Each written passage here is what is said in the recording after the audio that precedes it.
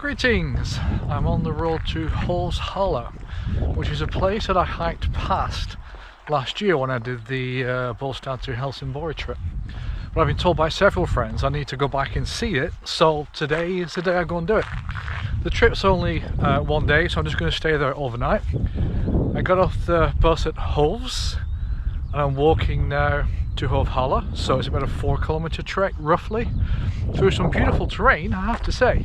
If you look at the field to my right, you'll see it's full of rapeseed. It's very beautiful. I did make a small mistake. It was nice and sunny and blue skies in Malmö. Here it is definitely not that. It's quite windy.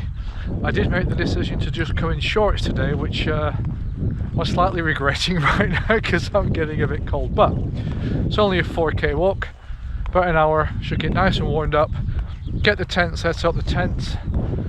The campsite is not too far from where water and toilets and facilities are, so that's cool. And then I'm going to go down and have a quick look at Hovs Hallar, excuse me. Hopefully take some nice pictures, get some nice videos, and then have a nice pleasant night out this evening. So let's see what we find there. So I think I'm almost there. That's the sign, Hovs Hallar, and this I think is the crest. On the other side should be the sea. There we go, I'll just cross over the road back again so I'm safe. And then literally down there should be a Hovs Hallar. To the left, literally go out with that car park and turn left. That's where the campsite is. Just at the entrance is this sign, Skåneleden blueberries, self-picking, 50 meters on foot. So you can go and pick your own blueberries up there. And then you have the restaurant on the right hand side. And I think this is a lodge, if I remember correctly from last time I was here. And on the left, just to the left here where the cars are, should be the water and the bathrooms. First place I'm going to check. Yep, so here's the toilets. Luckily, exactly the same place I were last time. I think this is a Tesla charging centre. And there, if you can just see it, is the orange that indicates Skåneleden. And just down there to the left should be where the campsite is. It's a bit windy, so this might not come through well, but that's where the car park is. Just come down this path and you'll see the sign here for the Legaplatz campsite. That's the Skåneleden going down there, and obviously that's the sea. Just from the parking lot you come through the gap here. First stop is this kind of outcrop which is just in front of the sea. And Hovs Hallar, at least as far as I'm aware, is down there. It's a pretty windy day today actually. This is where the green ends and the cliffs begin.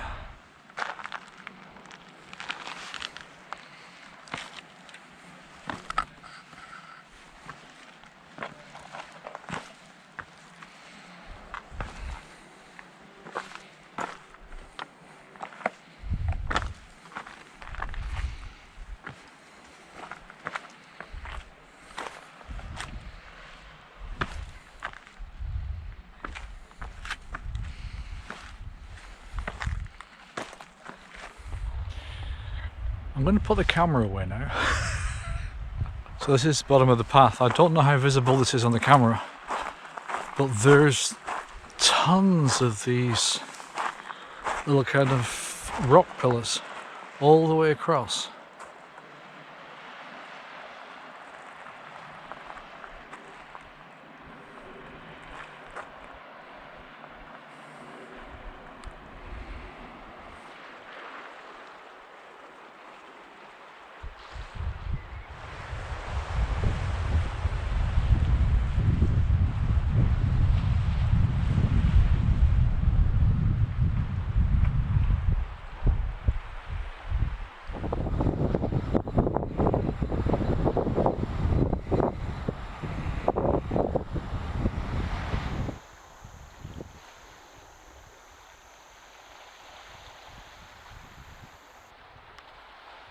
One thing I've noticed about Sweden is that it doesn't tend to believe in health and safety, so these are really treacherous rocks and treacherous paths. there's not a single sign, there's not a single rope, there's not a single guide or anything to help you. So I think we generally believe that it's your decision if you want to come down here, and if you take that decision, it's up to you to look after yourself, and I can't say I argue with that. So I'm going to turn the camera around. That's the direction that I've just come from, just walked along there, up here, and then up this pathway here. What I'm going to do now is, I think, walk along the beach here, because just in the distance right over there, I'll see if I can, yeah, you should be able to see it just there, there's a cave which I didn't know about. So I'm going to walk over there, take a look, and then I think the path is going to go up that hill. So let's go find out.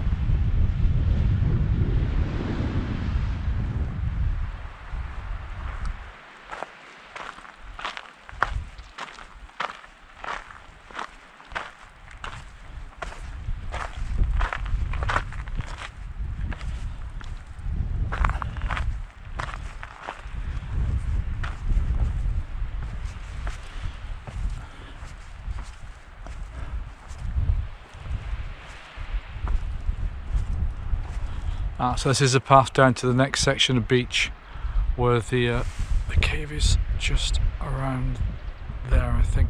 Yeah, just there.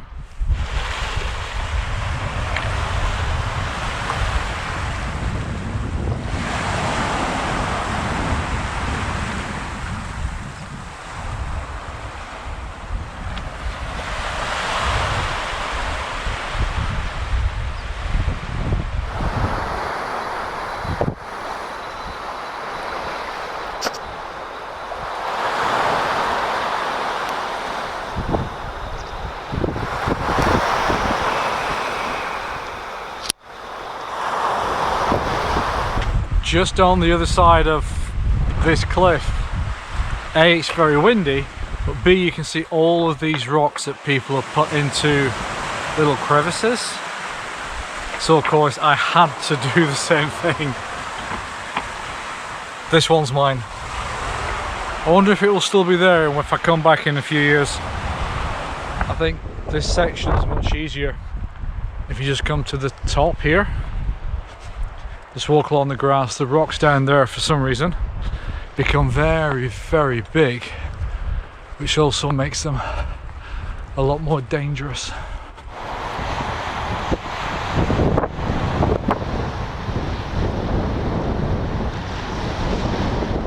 Well, as caves go, it's pretty small, and it has graffiti, but it does have a seat. That's a lot of graffiti, actually. It does have a seat. I think it's out of the wind. Looks like someone's left some stuff to start a fire. And this is the view you get looking back from the cave.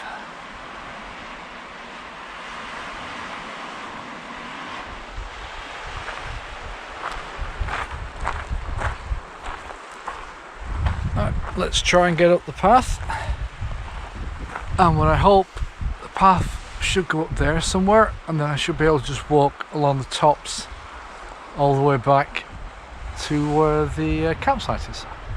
So that bit was steep.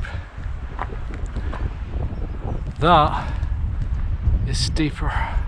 This is the top of the path here, so I just come up to this little outcrop, and in the distance you can see another beach, and I suspect there's more around, but the hills, the cliffs aren't as impressive here, though I'm interested in what that is just out to sea over there. I'll get a picture of it now, but yeah, I'm going to see if I can get up to the top and then swing back to where the campsite is. Just in the distance there is the cave. So when you come up to the top of the steep climb, you walk on for a little bit, then there's a right turn that comes up this mud trail here, which is also very steep but pretty easy, and that brings you onto our old friend the Skåneleden. So I will have walked this either end of August or beginning of September last year. Which is pretty cool to be on this section again. It should only be for a kilometre or so until I get back to the campsite, but yeah, it's kind of nice to retread something I've already done. Let's just see what's around this corner. Because of all the trees, it blocks the view, but I'm pretty sure those same trees and the root systems that they have are what's responsible for allowing this path to even be here. Because without them, the soil would just fall down into the sea. So, thank you, trees. There we go. Not a great view, but you can see that's where we walked down there. Yeah, I'm kind of out of the forest now and onto these pastures. So you can see the sea, it's beautiful out there. Down there is where, I think, yeah, I'm pretty sure just down there is where we were before, where we started. So, in a little while we should be able to see where the restaurant and everything else is. So it should only be less than 5 minutes to get back to the campsite. If I can find somewhere that's in the lee of this wind, I'll have a bit of dinner. Otherwise, I'll have to have it back in the tent where there's no wind.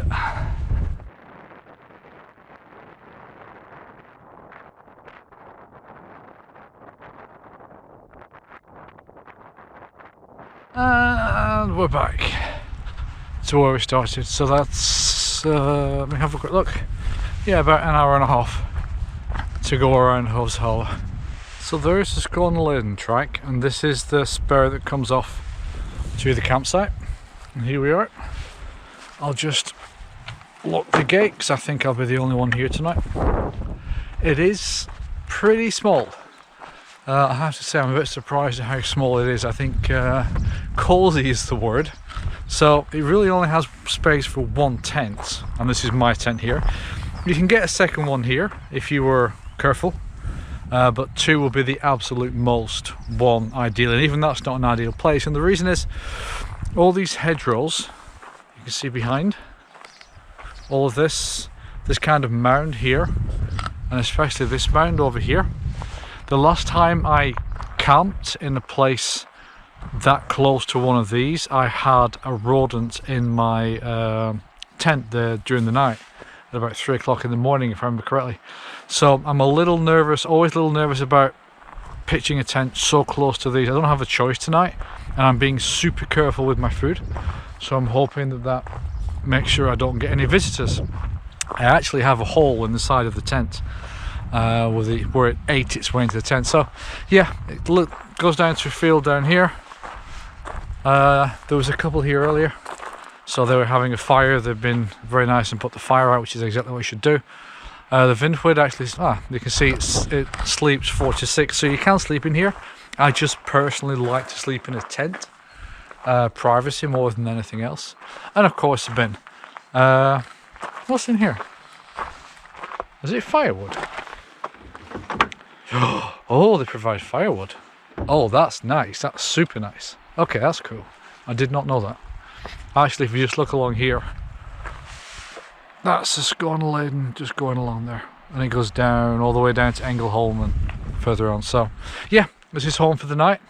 Like I say, 100 meters away are toilets and water, fresh water, so you can get that. Dinner tonight was a termat pulled pork with rice. I don't know how these guys make this stuff, but it is absolutely delicious. This is nearly as good as a chicken tikka masala. I'm also using a new utensil as well, which I've just got this week as a replacement for kind of a spork, and it actually works really well. What it did extremely well is get down to the bottom of the meal to be able to move around all of the dry bits so the water could get to it. So yeah, very, very nice meal, and a good first outing for the new utensil. Morning. Just left the campsite, as you can probably see from the view behind me. It's pretty dark. It rained a little bit in the night, but not too much. Very windy. But yeah, nice trip. Just one single overnight. I've wanted to do this since last year, since I came through here. And definitely well worth coming. It takes quite a while to get here. So from Malmö Central it's about 3 hours, so 2 buses, 1 train, and then you've got an hour's walk before you can actually get here. So if you're thinking about coming up to Hovs Hallar, think about getting a car. It'll be easier, but it's worth it. And I'll say it's a very small campsite, but it's quite nice. It's very near to all the different places, or the place that you want to visit. So yeah, thank you for watching the video. Hope you enjoyed it. See you next time. For some reason this sign does make me chuckle. It says smoked fish and then underneath closed, although I wish it was that open.